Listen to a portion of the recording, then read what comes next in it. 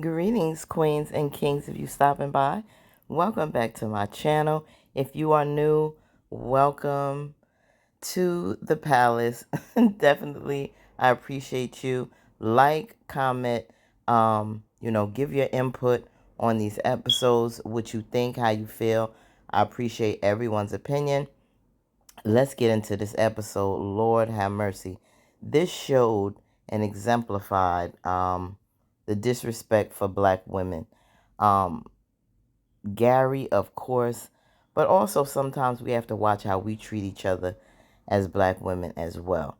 So I want to hit on that point as well. So let's get into it.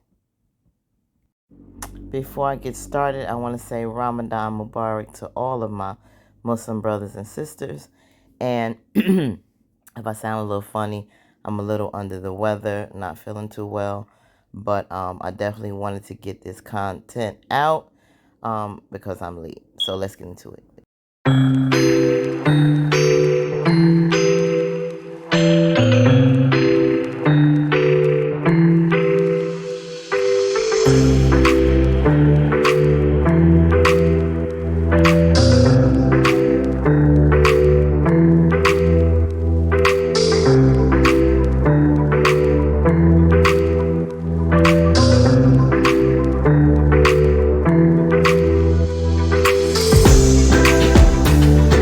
Okay, so we see in this episode with Andy and Sabrina. I like this sister girl conversation. Very supportive to one another. Andy has his big client coming in. She, concerned about hopefully, hold it, tongue tied. Hopefully that goes all right. And Sabrina's a little, on edge because she has this interview, to be the branch manager for her particular bank. So yeah, so they both trying to really encourage one another. The situation with Jordan in the news, Sabrina brought that up, but Andy let her rest assured that everything's okay with that. So I like how they encourage each other and being very supportive. That was a tender moment. Now Jordan's in and they see the news, and this is coming out in the news, and they a little concerned, but then they find out that he's being cleared and that this girl fabricated basically the whole story. And Andy let him know this is unfortunately what black men go through, and at the hands of white women, you got to be careful. It's unfortunate, but this is what happens to us, no matter how sad it is. So be mindful of that, the tricks that are played against us. So of course they get in a little rendezvous in before work, and everything seems to be back to normal. Now, back at the Taylor house, you have Zach and Fatima with little Michael. He's having his little time, I guess, going through his little educational play.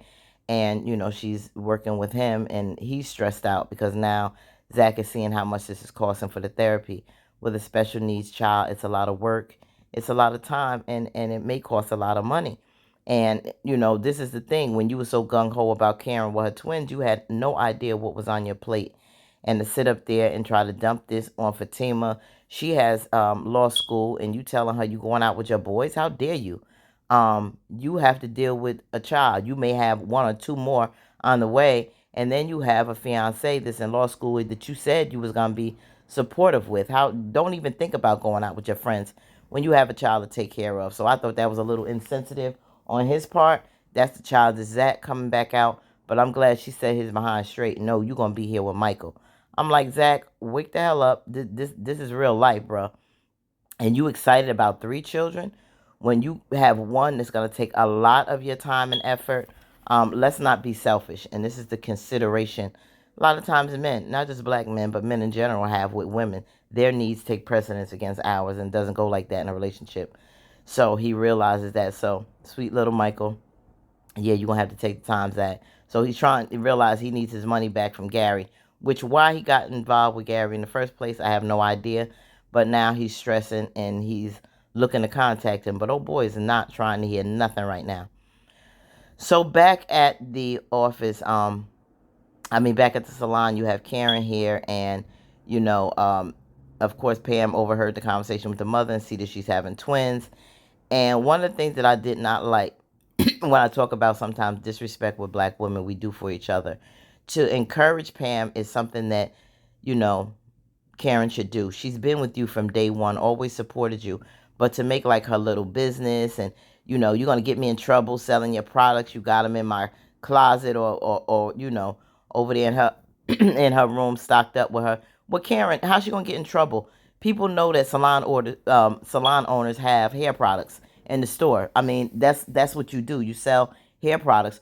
Don't downplay Pam. Encourage her in her entrepreneurship. Evidently, the products are good. Your own mother even using them. So lift one another up. Don't say your little business or downplay what you got going, because it looks like Pam is far more successful right now than you in your salon. You struggling. Pam is doing well. Work with Pam to help you as an influencer to build up your brand and get more clientele. Work with her, not against her. And don't, make like she's nobody and downplay her or belittle her as if you're better. And that's what I don't like about Karen. So many people rah, rah, rah, team Karen. But her attitude is very, bougie and snobbish. So now she gets a call from the hospital saying that they found something in her amniocentesis that they have to discuss with her. We know is the issues with the paternity of these men, but they said that the baby is okay. Now, Sabrina is here, very scared, nervous, and I don't like how this went down. This is a whole nother play when it comes to us. Now, the sister should know the battle between what black women go up against when it comes to promotions in the workplace in corporate America against white women. And you came off the bat not talking about Sabrina's credibility, not talking about her professionalism and what she's done for the banks that she's been there. You coming with her about how her leadership is into question, knowing that she was all the charges were dismissed from the incident that happened with the bank with Q. But this is about her work now, and she deserves this promotion. But a woman who was totally messing up, who's jealous and competitive against Sabrina, you going to start off with that as if you're not even giving her a chance because this white woman is coming to you about her feeling uncomfortable when Sabrina has saved her behind from somebody's account, saved millions from somebody's account because she was in error. I'm so happy that Sabrina spoke up for herself and said this is complete bullshit, because it is. And I have, basically sacrificed my life for this bank, and this is how you treat me. But I think that she really was waiting for Sabrina to stand up for herself, because after she did, she was like, okay, all right, that's the pit bull that she want to see. You cannot be a doormat, Sabrina. As sweet as you are, I'm happy that you finally stood up yourself, even though you may have jeopardized your job. You needed to do that. So kudos to Sabrina for that. Now to get back at the office, Sabrina. Andy's looking fabulous. Fatima, they're getting ready for Miss Marie. And she didn't know she was coming this early, but she let her know. Miss Marie is like, I don't wait for nobody. You already know this. So she dismissed Fatima and she spoke to her. So now you notice that they both dress alike. I don't know, but the cream on cream, yeah, that was very significant on these two sisters working together. But Miss Marie had to let her know, even though I'm confident that you can do the job, your professionalism is being put into question. And she told her straight up, you do not shit where you eat. And I'm glad she told her that. And Andy tried to brush it off. Of course, I don't know where you get your information or whatever. But I'm like, Andy, you did. You did some raggedy, messed up stuff. Not just with Gary, but with Robin. I mean, you just made some really stupid mistakes in your life in the past when it came to men and on your job. But Miss Marie said, I'm not judging you. You think I'm just fabulous like this, dealing with one man? I'm like, Miss Marie, you something else. I said, go ahead, girl. She was like, no, but you just got to be more mindful. And she was like, I'm really the one to handle your case. I'll be there for you. No one understands your situation like me, and I'm going to get you all that you deserve. She said, I want to get you that and what I don't deserve. I want all he got. So she said, I'll work for that too. But she wants her to have a co-counsel, and that is what Andy doesn't like, having to work with someone. And unfortunately, she may have to work with that troll Hayden, which she cannot stand. But hey, you the one leading, you the lead counsel on this. You just have to stand your ground and be stronger and have more confidence, Andy, than you have. I have to point out that Andy looks fabulous, but not for an attorney. I don't think this off the shoulder, showing all his skin in a male predominated law firm. Put in the comments what you think. Um, Beautiful outfit, but I think it's may look a little not so great when you're talking about professional law firm, how she's dressed. I think she should have been a little more covered, a little more professional for a soon to be partner, and as a black female partner in an all white law firm. Minus Hayden. Oh God. So he was like, as a soon to be partner, Hayden like she like go to hell because she ain't trying to hear that. He was like, if I become partner, hell is gonna be like a vacation for you. So that's making Andy feel some kind of way. But toughen up, girl. Handle your business and handle Hayden accordingly. Now, this is another situation with Andy and Tony. I mean, they haven't been dating that great. And like I said before in the past, we know now he has these children. Number one, these children are disrespectful. I think they're grown. I think Tony has catered to these children, as we found out, excuse me, that their mother's in the military, so he probably does have them a lot. And or if the mother has them and he gets the time with him, it's always daddy good time. Daddy's the fun one. Daddy's the one who lets you get away with stuff, and mommy probably more the hard boiler and disciplinarian. But this children, are totally out of pocket. They shouldn't have been talking to Danny that way. Playing these games with her, little girl acting like the bride of Chucky, and the spawn of Satan. This little boy, I mean, they just a piece of work. And Tony evidently thinks it's cute, and it's not. Little girl swindle her out of her beads, kind of like trying to blackmail her because you want my daddy, then you're gonna have to give me X, Y, and Z. No, I ain't hearing that. Danny should know better too. Don't sit up there because you like their father. I don't even know if I like you that much to be tolerating with this. I don't even know if I want children in my life. And if that's not something what you want for the sake of love, black women don't necessarily have to struggle and be miserable just to say they with someone. I'm sure there's a lot of other good black men out there that are that have a different situation that you are more comfortable with, that don't have children. I would say it multiple times. How they did this storyline, they should have put Danny with Rich, and they should put Sabrina with Tony, because their lifestyles fit each other better. It's like this is like a disaster waiting to happen. If Danny don't want children, she shouldn't have to want that. She shouldn't have it forced upon her, unless these children check their attitude. And Tony's gonna have to give them a little bit more discipline. Daddy or no daddy, he thinks this is funny. He thinks this is cute. Outside of good sex and little conversation, I don't know what's so great about Tony. That is yet to be discovered. His whole thing is he's a father, and she's gonna have to accept that, point blank period, if you want to be with me. Well, guess what, Danny? You don't have to accept it. So if you don't want to, sis, walk on. Step. How do you feel about this situation with Danny and Tony? Do you think she should continue to deal with this? Or if she doesn't want to, she needs to be clear with that and let him know. So now you have Zach going to this devil to get his money. And Gary ain't trying to hear that. Gary ain't got no money to give you. He trying to get every coin he could possibly hold on to. But Zach like, I'm not one to be played with. Give me my effing money. Period. So he calls himself being insulting. Like, what you gonna do? You got, he's basically a low life, and I can really handle you myself, and your child won't have a father just like you didn't, and all this other stuff. Well, Andy, Zach was pissed. He decked my man, and of course that made Gary even more upset.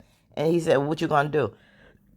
He went for his gun, and I'm like, I'm sure Zach has had guns in his face in the past. He from the streets.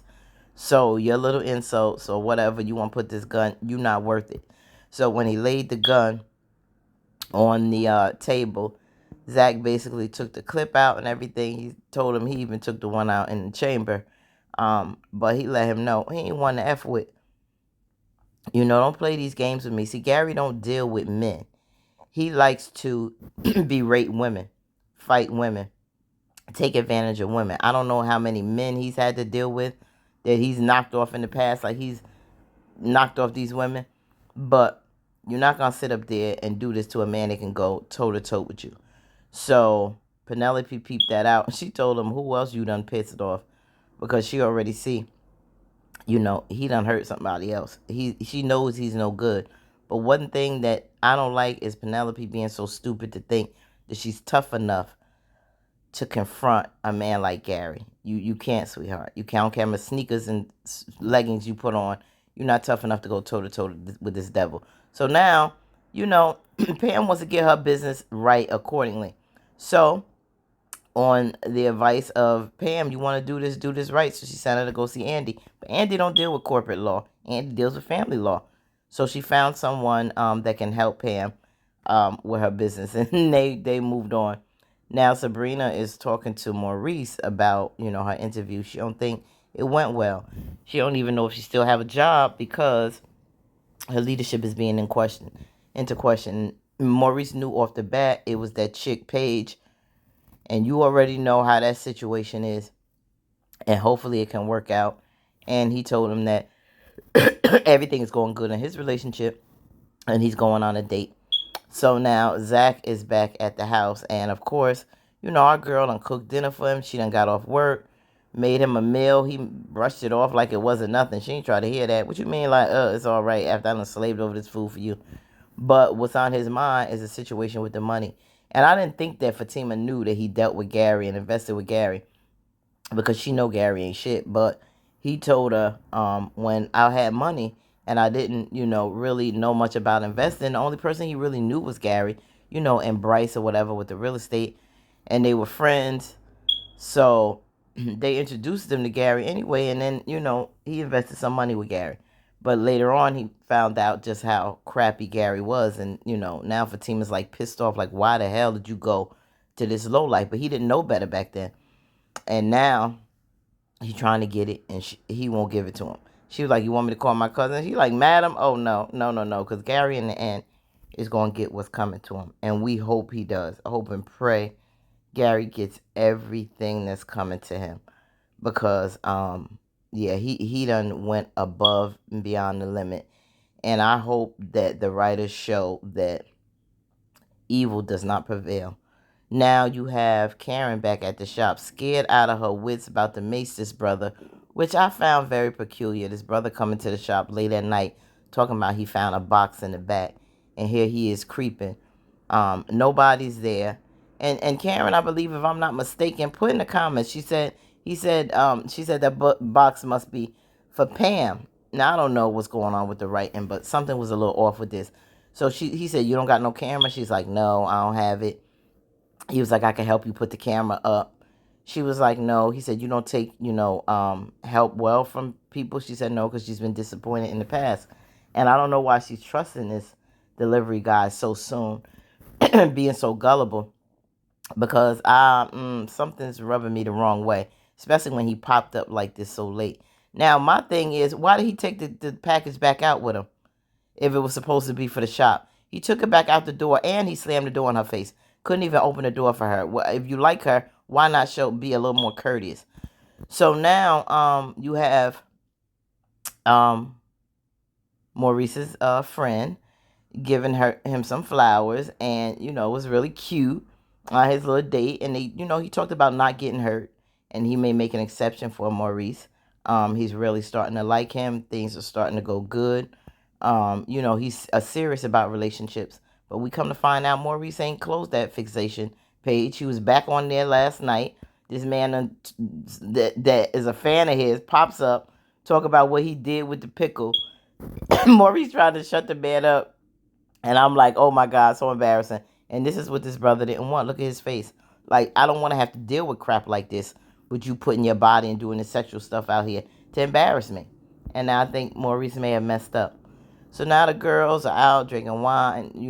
Sabrina at Sabrina's house having a little charcuterie board, a little quaint get together while the guys are having their little game night. And they both telling opposite stories. Like, Tony think everything went good. Danny's like, no, these little demon children.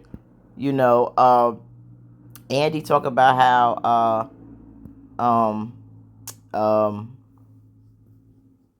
Jordan says he loves her, but Jordan says he ain't respond back. Tony thinks everything is going cool with Sabrina, but in the meanwhile, Sabrina's trying to have a baby. She thinking that Sabrina understands him, but I'm not so sure. Tony thinks everything is going okay, But heck no, Danny ain't feeling them children like that. So both of them have like opposite thoughts on how their little situations are. But they think it's going pretty good. Andy saying that, we are now at a place where, a point in our lives where things are going a little bit smoother. Um, Karen comes over like, what the hell is this? I want some real food. I don't blame her. Give me them wings. So now, he's crying his heart out, Maurice. 1 minute he's drinking 1983 wine. Next thing is 2025 liquor. You done messed up with boo thing. He's like, listen, he may not speak to me now. Evidently, brother man just got up and left. But Maurice, I knew that was gonna come back to bite you with this page. So now Sabrina had let the girls know that she was afraid that she might lose her job. Danny said, I don't understand why. You shouldn't even had the interview for a job that you deserve. They should just gave it to you. But she said it felt good standing up for herself. And Danny applauded because she said it's good. You did finally stand up for yourself. Because Sabrina's nice and meek and sweet, and she doesn't make any waves. But yeah. So now you have this demon being confronted by Penelope. Penelope thinks she's Buffy the Vampire Slayer or Xena Warrior Princess, and she tells him about this girl Kimberly. Gives him the picture that Andy gave her. I'm like, I can't tolerate stupid. Like, you are in a very vulnerable position. Who told you to do that, Penelope? Why are you going toe to toe with the devil? You this nice, quiet suburban girl. You had this life. You enjoyed it. Probably prep school. Never know nothing about hood life, the streets. Probably very sheltered. Now you got with this bad boy who you didn't even know was this much of a demon. Who really, you seen what he did to possibly to this girl. And this could very well be you. And I think it is. This man, as angry as you was, actually confronted you, said, what are you doing with this? What you gonna do to me? I'm gonna go to the cops. I'm like, girl, what the hell are you saying? Yanked this girl up like a rag doll, like she wasn't nothing. Cussed her out, grabbed her and threw her to the ground. You heard the pop. My stomach hurt when the girl hit the ground with the doggone blood. That man don't care about you or the baby you carrying being his. This man is the total devil. He just totally, like, evidently bludgeoned this girl and her child and thought nothing of it. I mean, when you talk about exemplifying the disrespect of black women, this man has absolutely no respect. It was very sad to see this take place. I think this scene went a little too far. It was very violent. It was sad. I mean, I hated the fact that Penelope would come to this man like that. I think she brought that on to herself, but she didn't deserve this. This is insane. We gotta do better. I hope they start to evolve these characters to show more respect for these sisters and more respect for themselves. But we shall see. Let's get ready for the mid-season finale, y'all. Until next time, peace and stay authentically you. Till next time.